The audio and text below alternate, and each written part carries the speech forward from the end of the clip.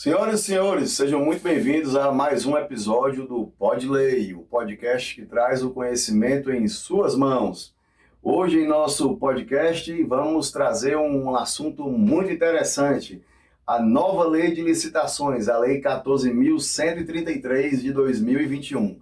Temos a certeza que todos vocês irão gostar bastante desse episódio, com uma convidada muito especial que daqui a pouco eu apresento.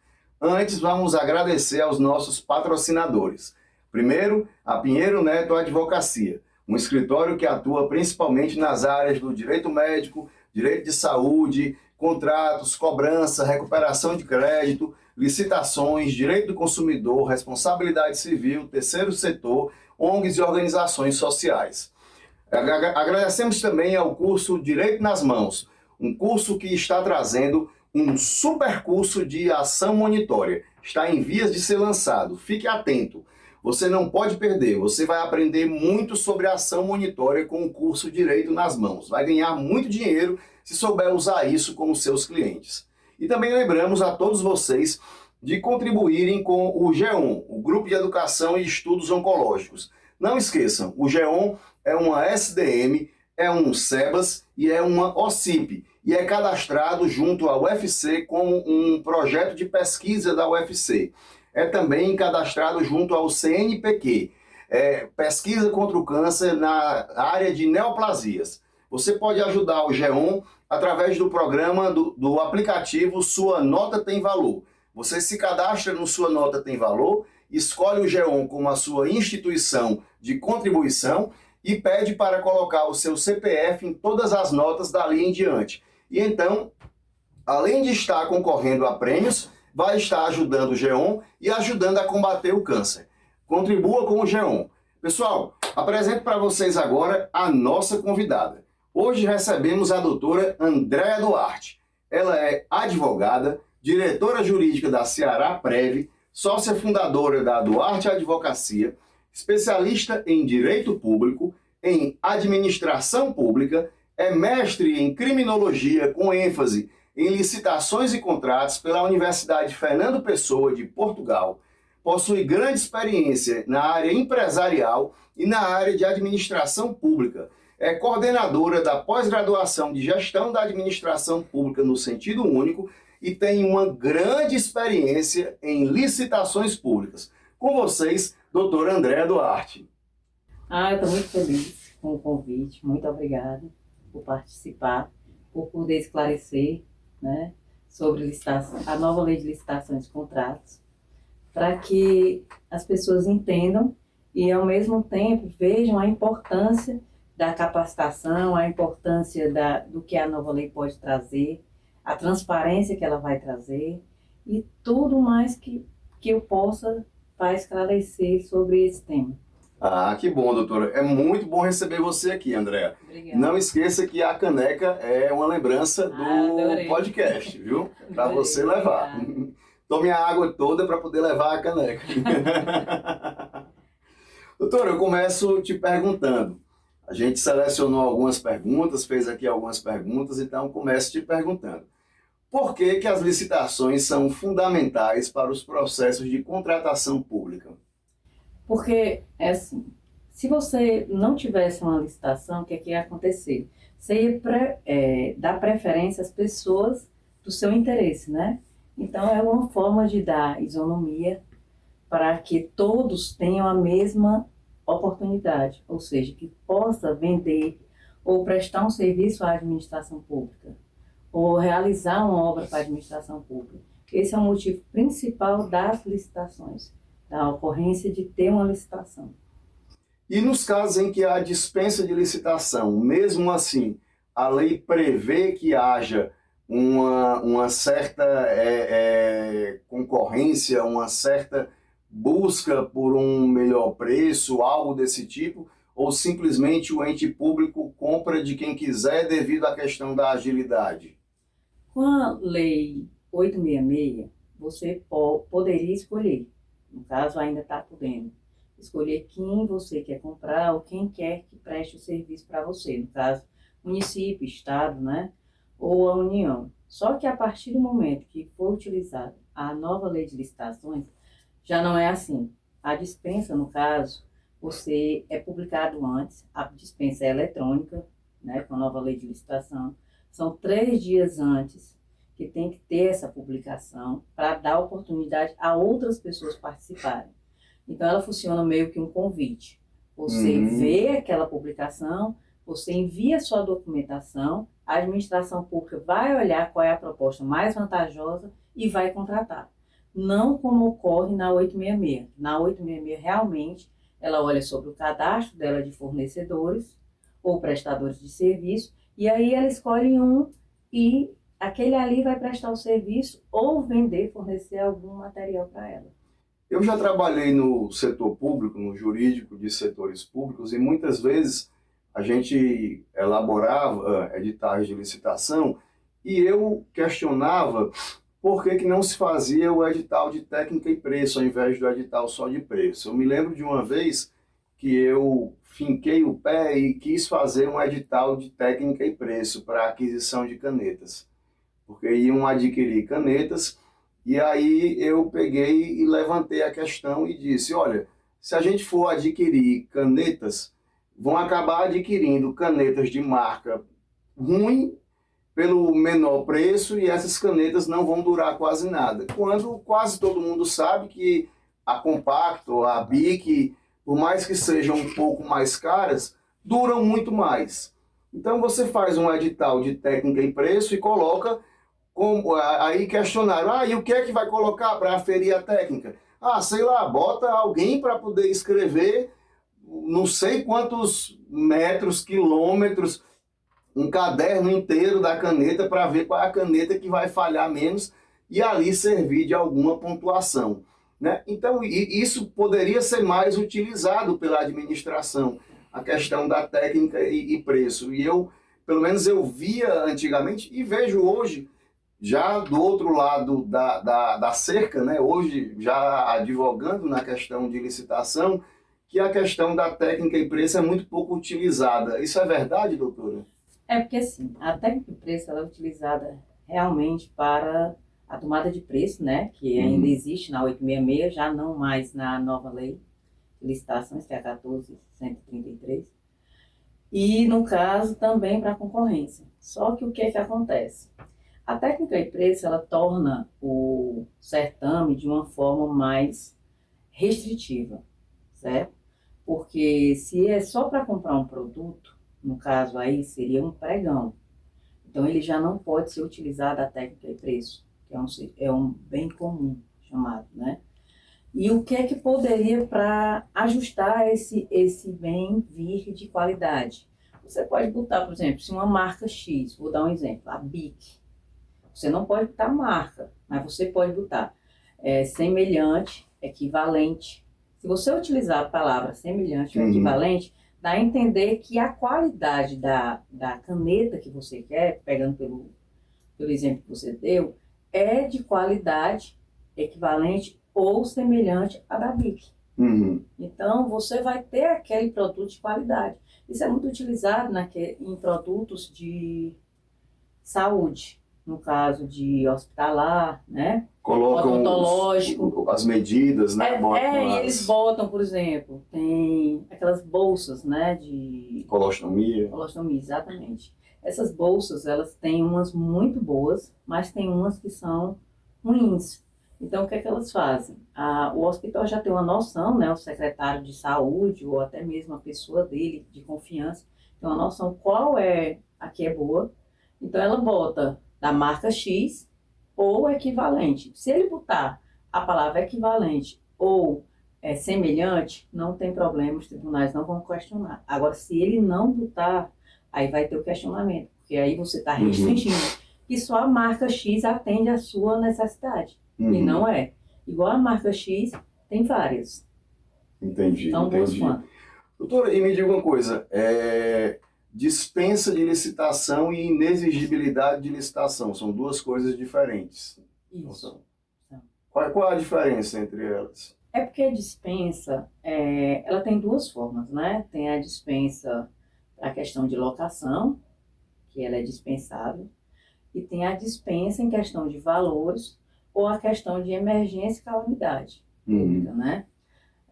estado de sítio, né, também, que não ocorreu no Brasil, mas na questão de calamidade pública ou emergência, vamos supor, na época do carnaval, eu lembro que eu estava em São Paulo e ocorreu um deslizamento, se eu não me engano, e destruiu uma estrada.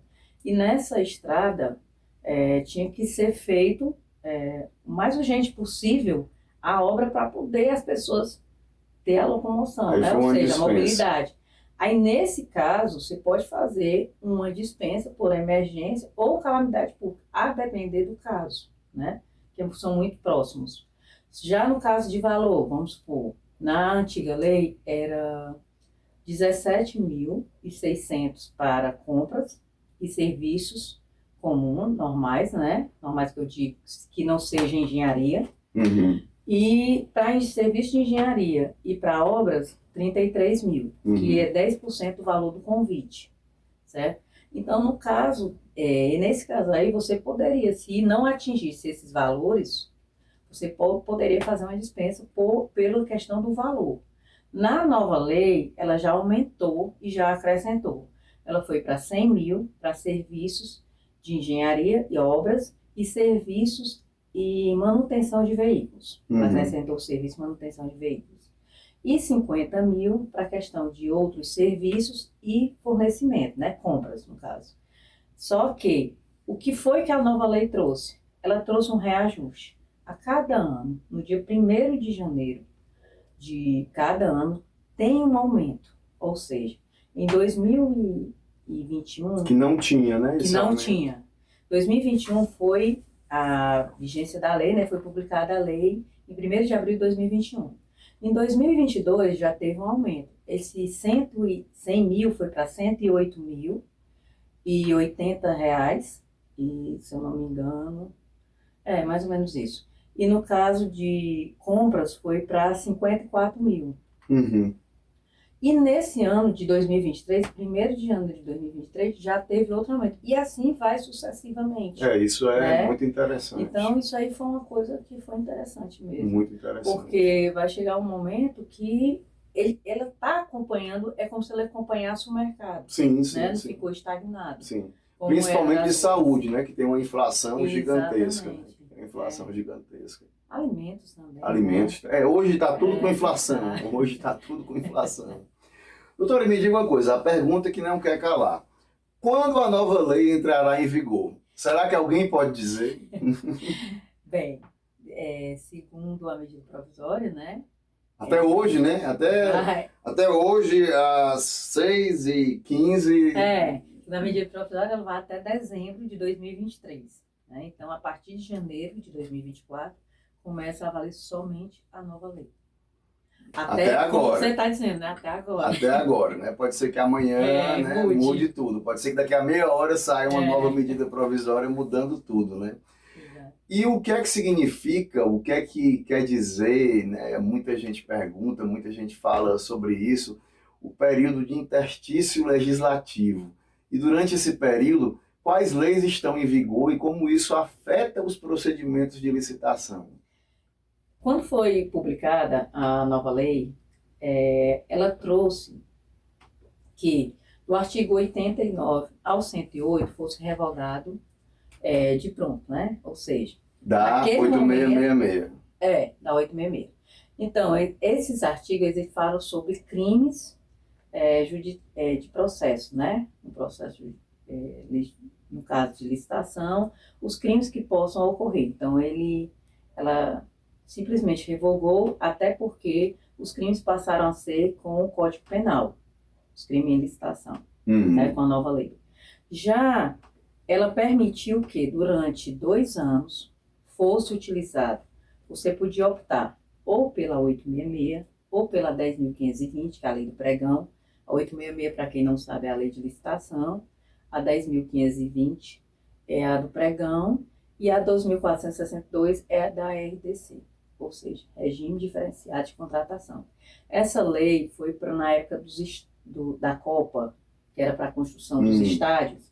Então, eles fizeram essa lei, né, acrescentaram na 866, para que fizesse de uma forma mais célere essas licitações para a construção desses estádios, né? Inclusive o Castelão daqui.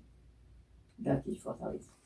Então, o que foi que aconteceu? Ela deixou com que você pudesse utilizar para se adaptar durante esses 2 anos.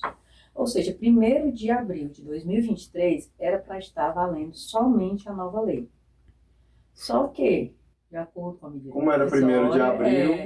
aí eles prorrogaram para dezembro de 2023, né? Como você disse, até agora. Até agora. Então, por enquanto, está valendo tudo. A única coisa que você não pode fazer é o seguinte: se eu começar um edital com a 866, eu não tenho que posso... seguir até com tudo da 866. Eu não posso mesclar, botar uma parte que me interessa da 866 e uma parte da 1433. Eu não posso. E me diga uma coisa, as empresas de economia mista e as empresas públicas, elas vão ser, elas vão continuar com a lei delas, elas têm uma lei especial, ou elas vão passar para a lei 14133? Não atinge. Não atinge elas. Somente o pregão é que eles usam o mesmo da 1433, mas o restante é todas as leis da estatal. As leis da estatal. E como a nova lei de licitações contribui para aprimorar a transparência e a eficiência nesses processos? Ao meu ver, ela veio para dar mais oportunidade de participação. Como eu disse no caso da dispensa, né? Só em você não poder mais optar pelo fornecedor X ou Y, hoje você tem que publicar, é uma dispensa eletrônica, ou seja, o Brasil todo pode concorrer. Né? Até porque aumentou muito o valor, né, da dispensa. Exatamente. Então, ela vem com essa questão de facilidade para o fornecedor. Vem também com a questão da transparência, que hoje em dia, com a nova lei, aliás, o advento da nova lei, obrigatoriamente você tem que fazer ela de forma eletrônica, seja concorrência, seja pregão. Você não pode mais fazer presencial, a não ser que você tenha um bom motivo e que seja esse motivo, essa sessão tem que ser gravada em áudio e vídeo, certo? E fora isso também tem a questão das publicações, todas as publicações têm que ser no CNPq, né, que é o jornal, né, o portal, desculpa, PNCP. E esse portal vem trazendo tudo o que acontece de contratações naquele município, do Brasil todo. Isso é no portal da transparência? É um portal que é como se fosse um jornal, né? Só que o que foi que aconteceu? A nova lei, ela deu ainda também uma adequação para os pequenos municípios. Nos municípios com até 20 mil habitantes, eles vão ter, além dos 2 anos que foi dado, mais 4, ou seja, totalizando 6 anos. Então, para eles se adaptarem. O que é que eles vão se adaptar? Não é que eles vão utilizar a antiga lei, vamos supor, chegou em dezembro. Eles não vão continuar utilizando a 866? Não, não é isso. O que eles vão continuar tendo as prerrogativas aqui, eles não vão precisar ter aquele agente de contratação, que hoje em dia é obrigatório, né, com a nova lei de licitação, quando ela passar a ser só ela, ou seja revogada as outras. O agente de contratação, ele obrigatoriamente tem que ser um servidor, ele não pode ser um comissionado ou contratado, tem que ser um servidor e tem que saber atuação na área, ou seja, ele tem que estar qualificado para aquilo.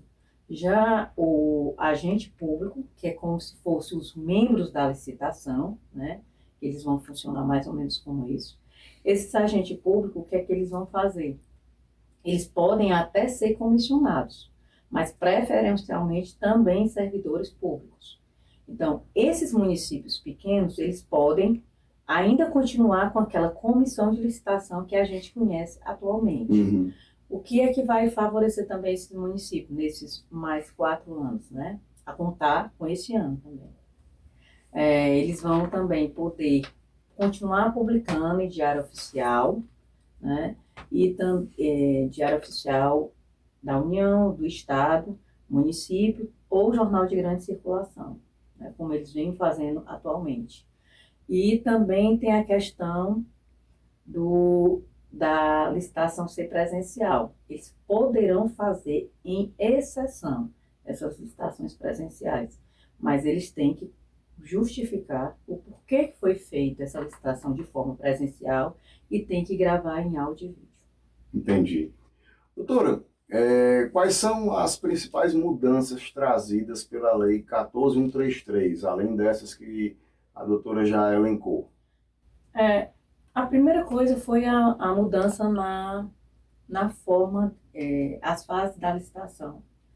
Antes, como era a fase da licitação? Tinha a fase preparatória, aí você vinha com a habilitação, tinha a sessão, né? Aí vinha com a habilitação, a abertura da proposta, aí depois vinha a fase recursal, depois da fase recursal ele vinha com a abertura da proposta, que no caso é o recebimento, desculpa, a primeira fase. Aí depois vem com o recurso, a fase recursal das propostas, para depois haver a adjudicação e homologação, a depender do caso. Hoje em dia não, diminuiu, ele foi está bem parecido com o pregão. Ele vem com a fase preparatória, depois ele vem com o recebimento dos envelopes, aí vem com a fase de lance, vem com a abertura da proposta juntamente com a fase de lance, depois vem a habilitação, a fase recursal e a homologação, ou seja, ele diminuiu um dos pontos. Outro ponto foi a questão das modalidades, que antes eram leilão, pregão, concorrência, tomada de preço, o próprio RDC, né? E tinha o concurso, 6. Hoje em dia não, é o leilão, é o pregão, a concorrência, o diálogo competitivo e o concurso. Ele diminuiu também a quantidade de modalidades.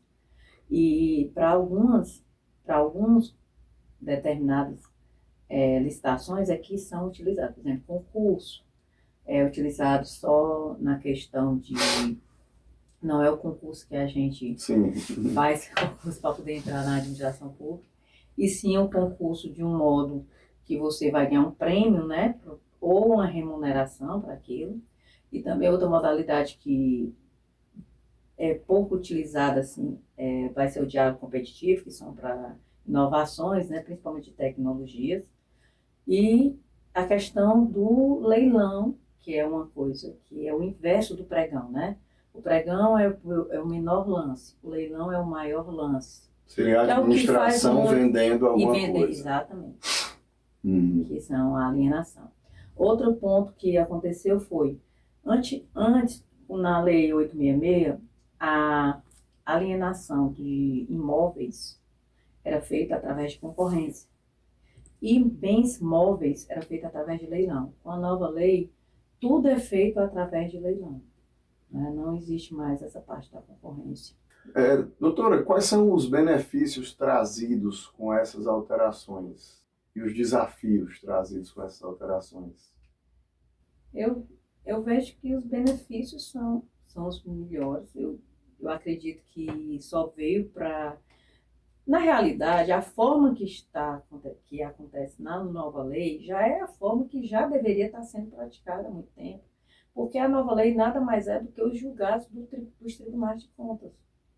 O que eles vêm dizendo sobre essa questão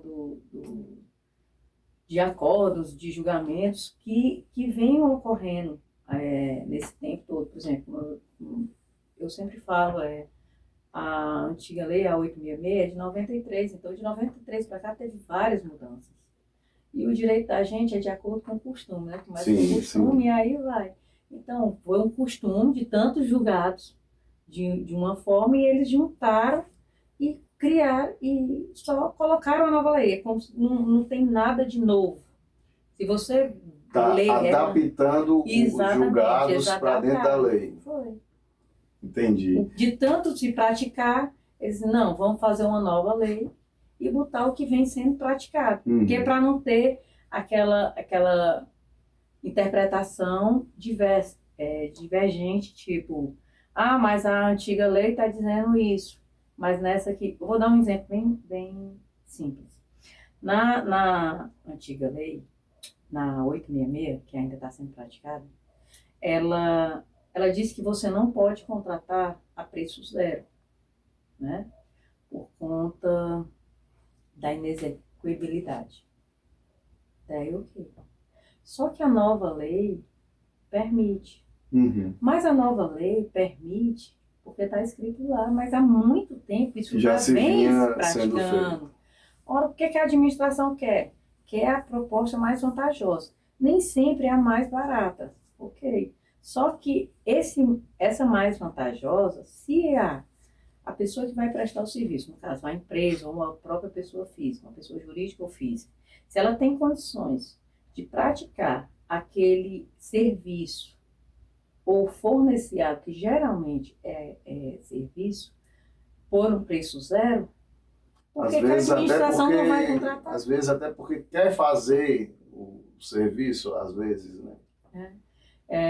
Na instituição, na fundação que eu trabalho, ela teve um problema a respeito dessa questão do preço zero, que foi através do custodiante. O custodiante é um banco que vai fazer uma negociação com o dinheiro daquela fundação. Então é como se ele guardasse aquele dinheiro, né? Só que o dinheiro não fica com ele. É como se ele negociasse o dinheiro da fundação com outro banco que ele está investindo, ou seja, fazendo um investimento para aumentar aquele valor.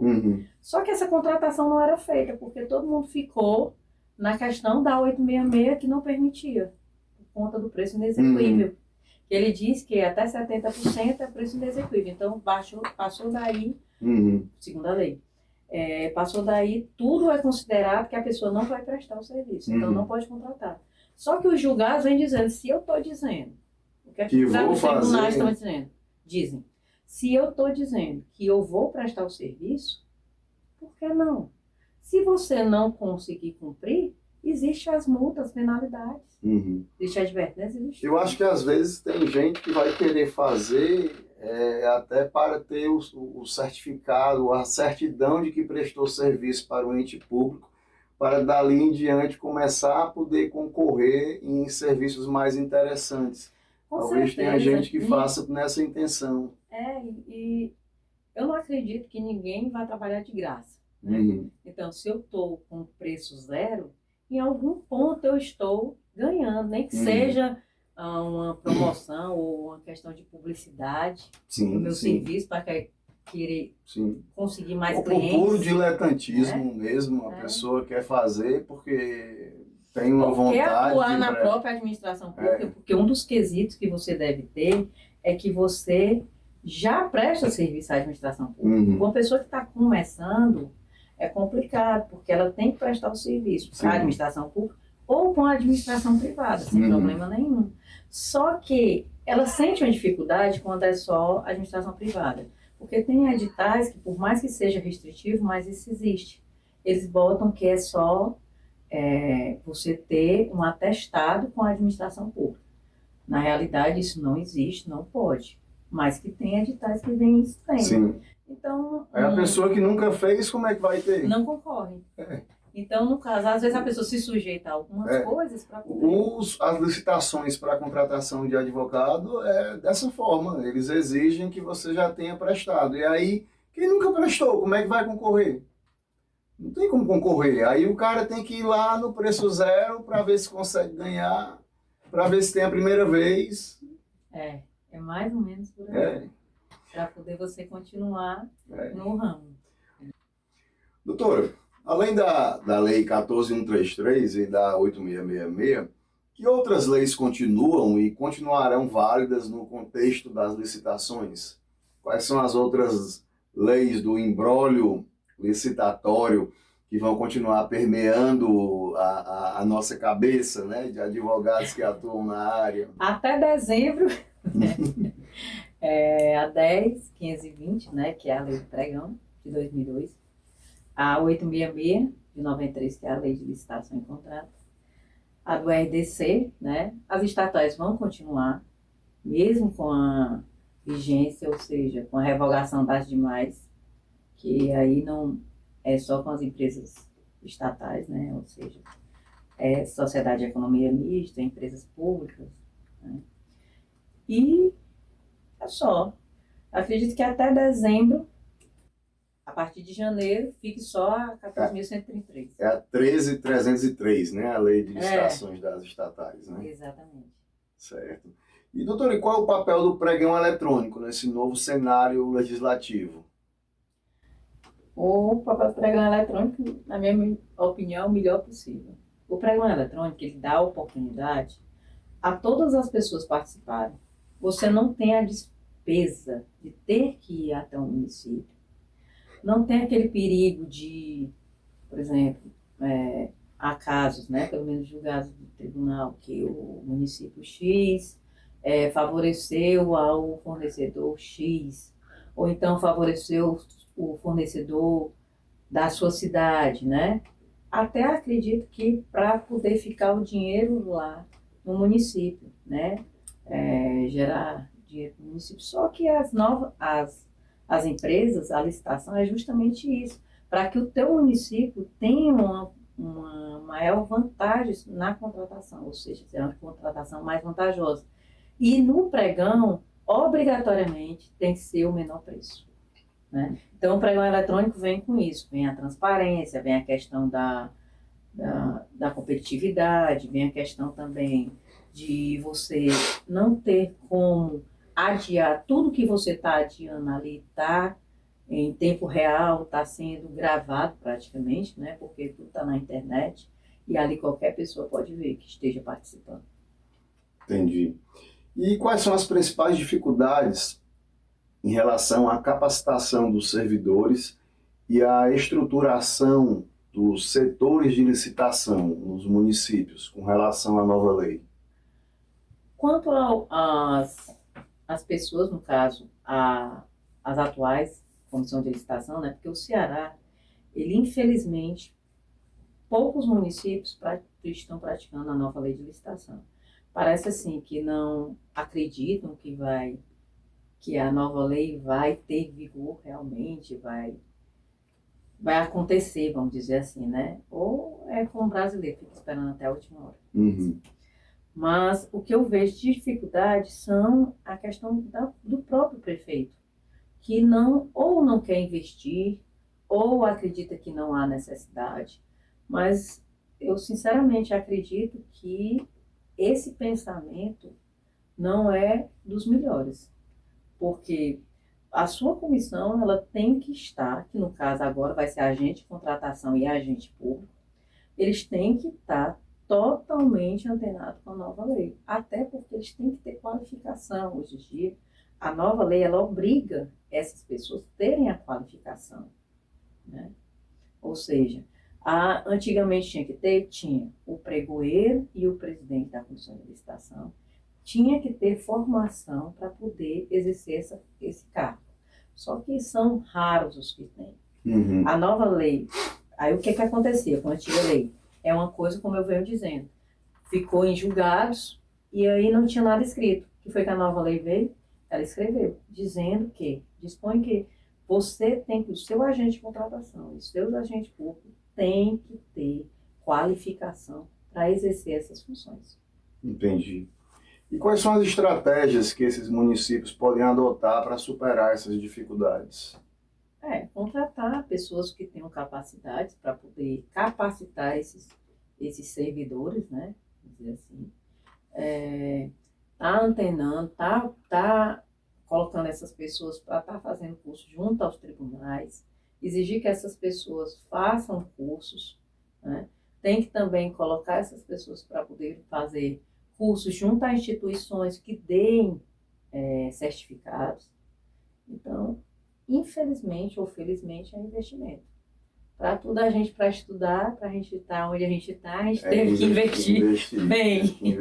Então, a mesma coisa acontece com eles. Se eles não querem responder, porque assim, a nova lei vem também penalizando de uma forma mais rígida, ou seja, é tanto que os crimes de licitação não estão mais na nova lei, eles foram para o Código Penal e o Código de Processo Penal. Então, você já vê uma rigidez, uma seriedade, vamos dizer assim, não que a 866 não seja séria, mas é como se dissesse assim, ó, agora do o jeito negócio que está, é mais embaixo. ainda estão brincando, é mais ou menos assim que eu acho que pensaram, do jeito que está, ainda estão brincando. Então vamos fazer o seguinte, vamos estar agora no Código Penal, ou seja, tu cometeu um furto, cometeu um roubo, um furto, um roubo, um assassinato, é a mesma coisa que tu cometeu um crime de licitação, está todo no mesmo código. Né? Então ela vem de uma forma que vai penalizar de uma forma mais rígida, mais forte, né? Para dizer assim, ó, não vamos brincar. Então, se tu não tem um agente de contratação que saiba o que está fazendo, você não tem um agente público que saiba o que está fazendo ali, para lhe orientar, você não tem uma assessoria que possa lhe orientar na forma como a nova lei vem dispondo, é muito complicado.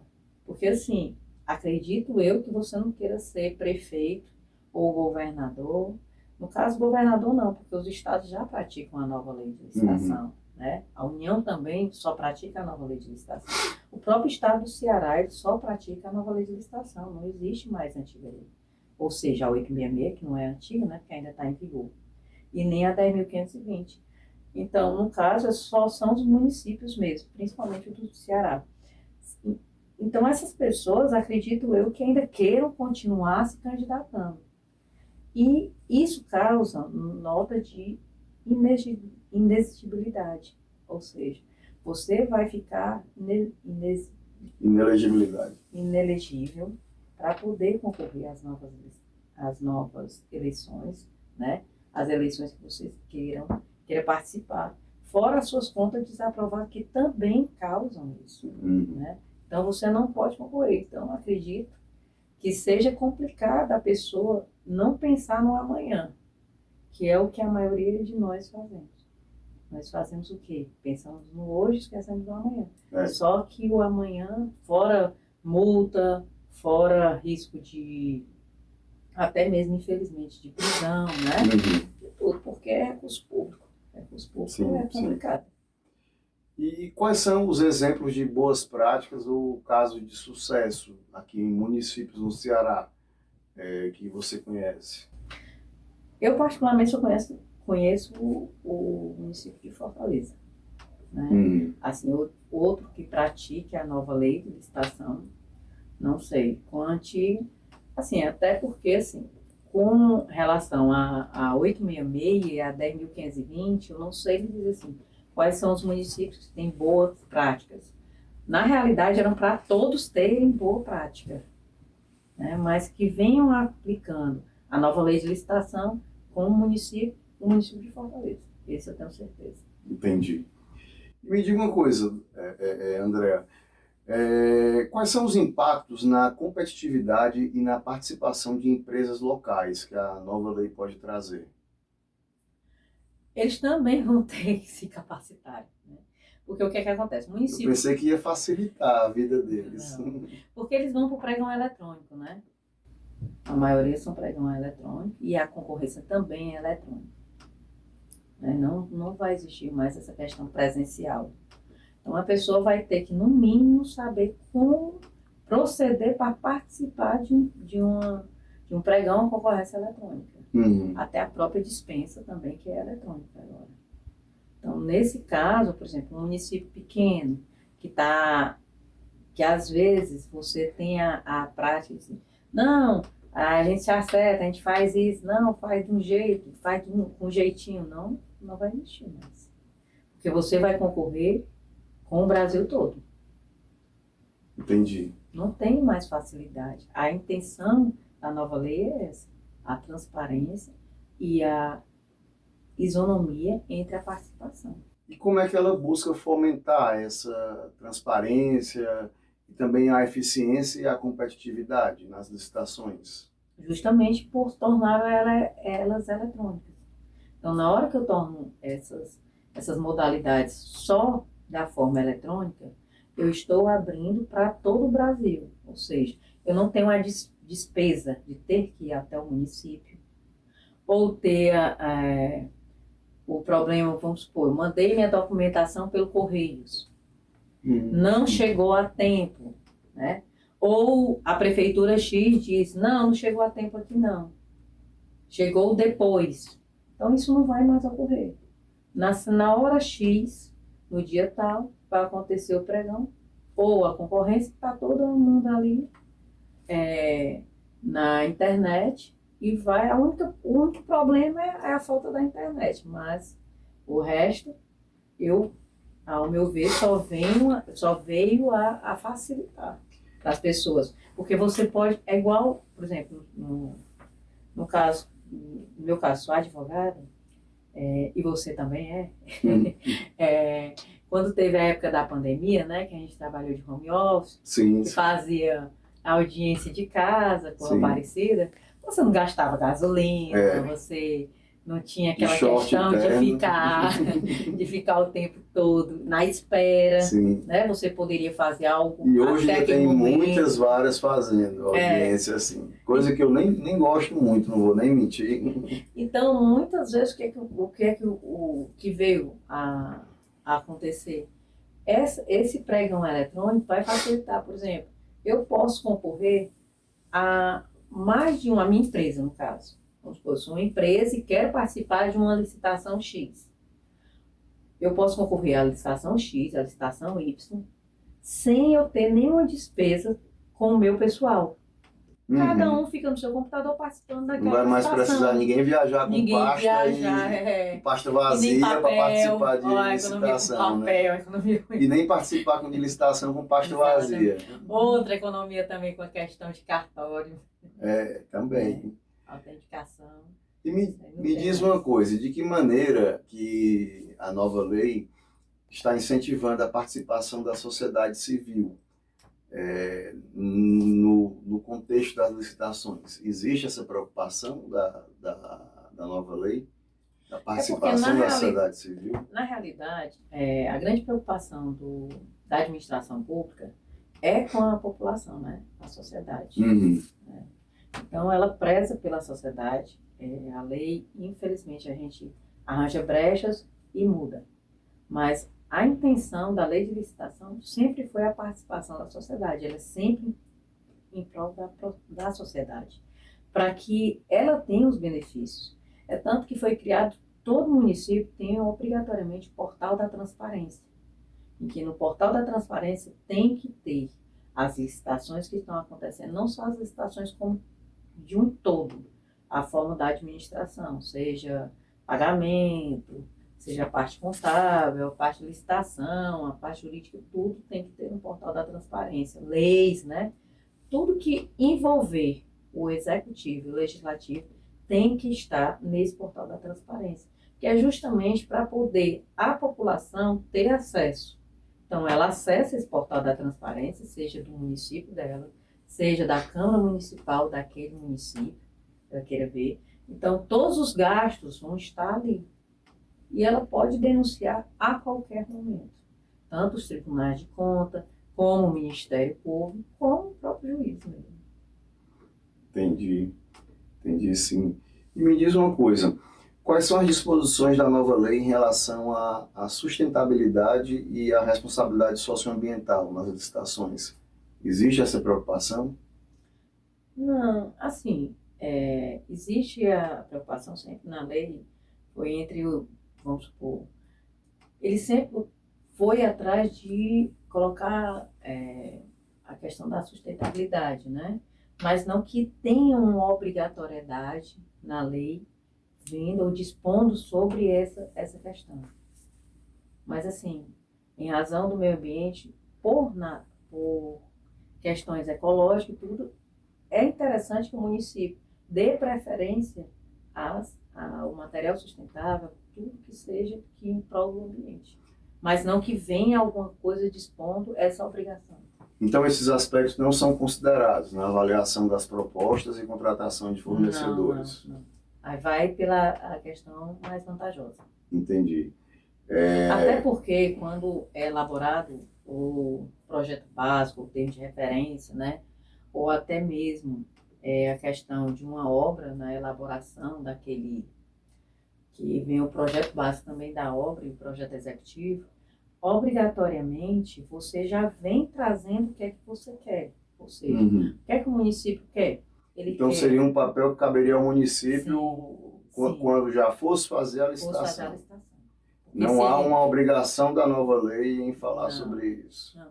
Até porque se ele não colocar, vai aparecer de todo jeito. É a mesma coisa que você falou. Eu queria uma caneta que fosse melhor, porque senão vai aparecer qualquer uma. Se ele não dispor o que é que ele quer, se ele não colocar, especificar no termo de referência, vamos botar aqui um pregão, que é um termo de referência. Se não especificar exatamente o que é que ele quer, vai vir qualquer coisa. Entendeu?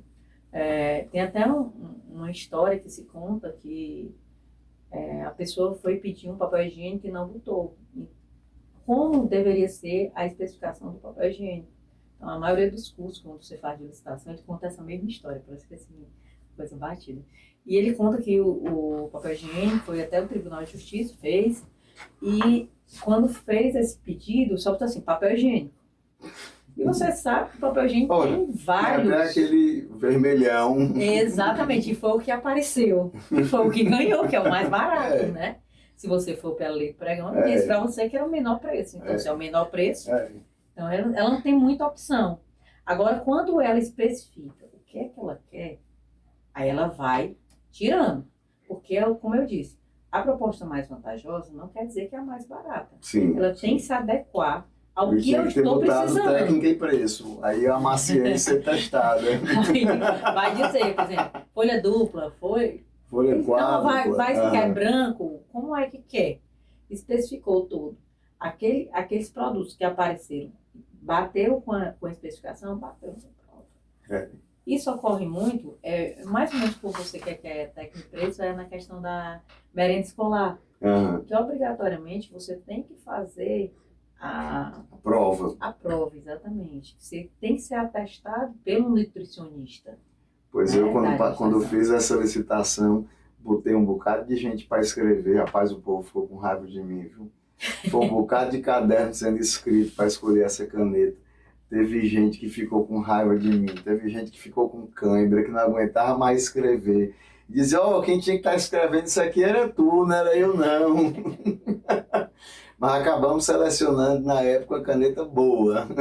Ainda bem. Doutora, me diga uma coisa, falando do Tribunal de Contas.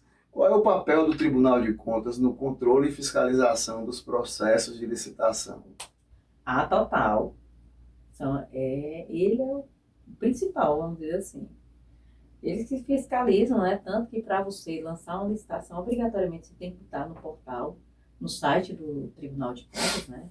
Por exemplo, aqui do Ceará é o TCE, do Ceará, né? Você, para lançar uma licitação, você tem que botar, tem um tempo, né? O prazo, ele obedece rigorosamente o prazo que está na lei, né? A Patrícia Gomes é membro do Tribunal de Contas, né? Se eu não me engano, é conselheira. Conselheira do Tribunal de Contas, né?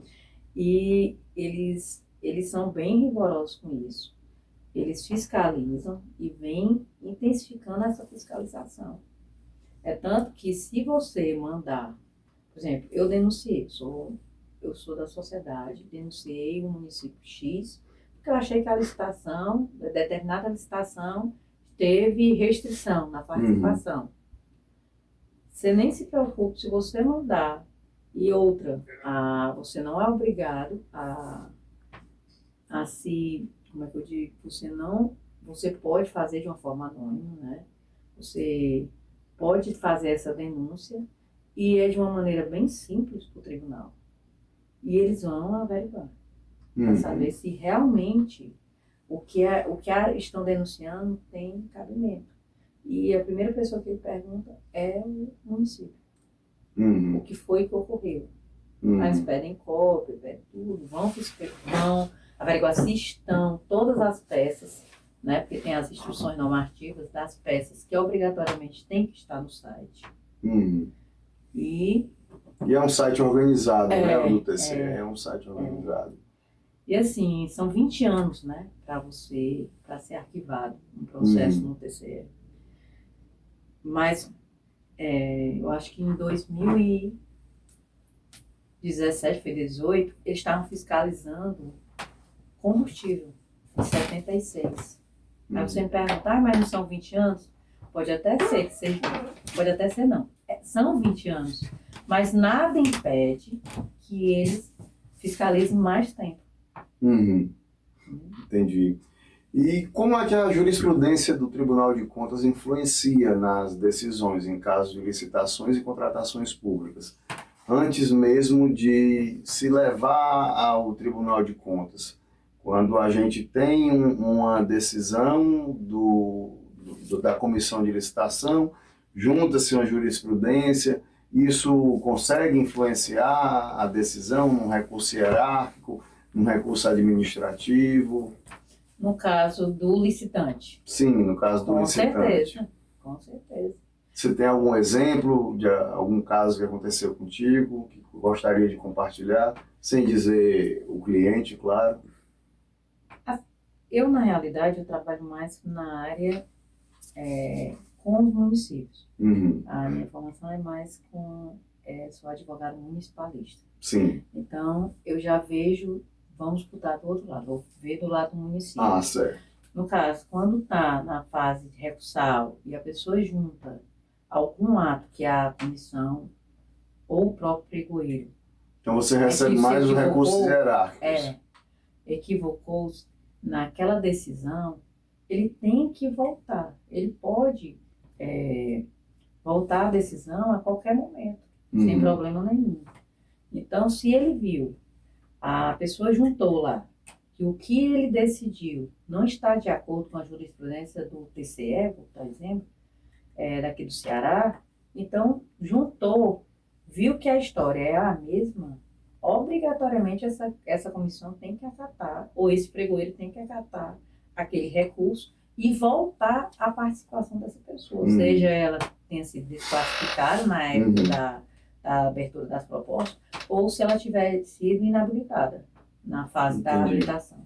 Então existe uma importância muito grande de acompanhar a jurisprudência do Tribunal de Contas. Sim, porque se esse licitante ele for mais além, ou seja, se ele entrar com mandado de segurança, que ele pode entrar com mandado de segurança, como ele também pode denunciar no TCE, pode denunciar também ao Ministério Público e pode fazer as três coisas ao mesmo tempo. Sim, sim. Ela com certeza, essa pessoa vai voltar, ou essa licitação, se já tiver ocorrido, vai ser cancelada, no caso anulada, entendeu? Então, eu particularmente acho uma falta de prudência você não aceitar o que o tribunal vem dizendo.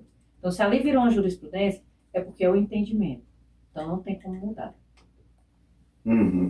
Entendi. Doutora, me diga o seguinte, a gente está chegando ao final do nosso podcast, então eu gostaria que você fizesse suas considerações a respeito do nosso bate-papo, do que você achou, o que você teria mais a dizer a respeito desse assunto tão envolvente, tão cheio de coisas, tão cheio de matizes a serem comentados. Eu gostaria de deixar você com a palavra. Eu gostaria de te deixar com a palavra.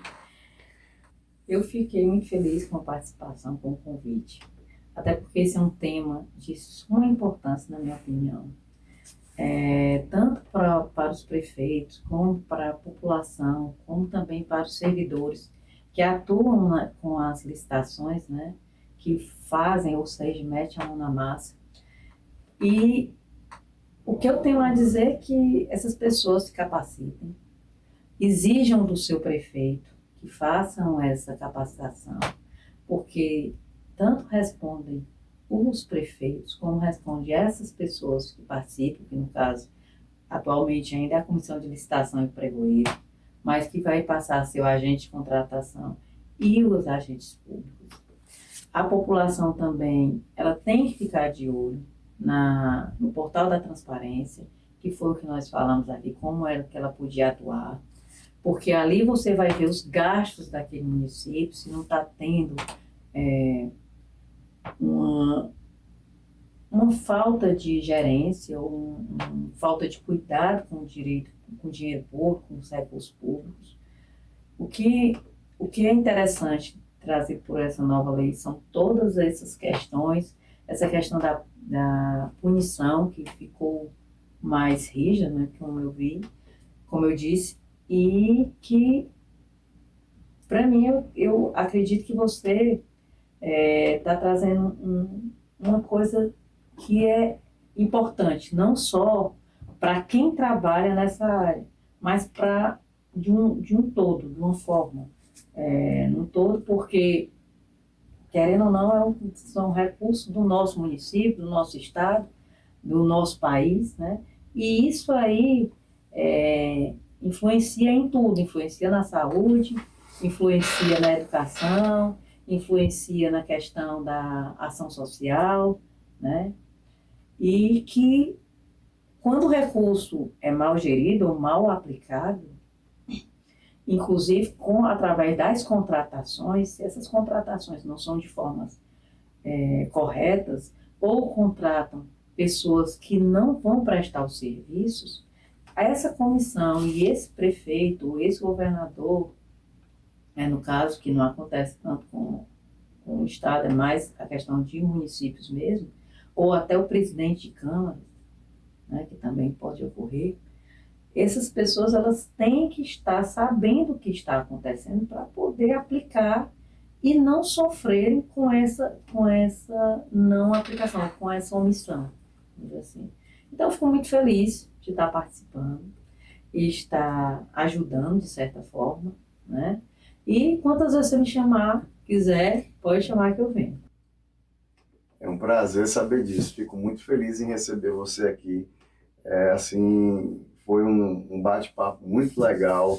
Você foi muito esclarecedora, esclareceu dúvidas aqui que as pessoas estão querendo muito saber. Falou sobre o diálogo competitivo, falou sobre as modalidades de licitação, falou sobre como é que passam a funcionar as modalidades licitatórias, quais são as mudanças em relação aos critérios de julgamento, como se organizam as fases da licitação a partir de agora, né?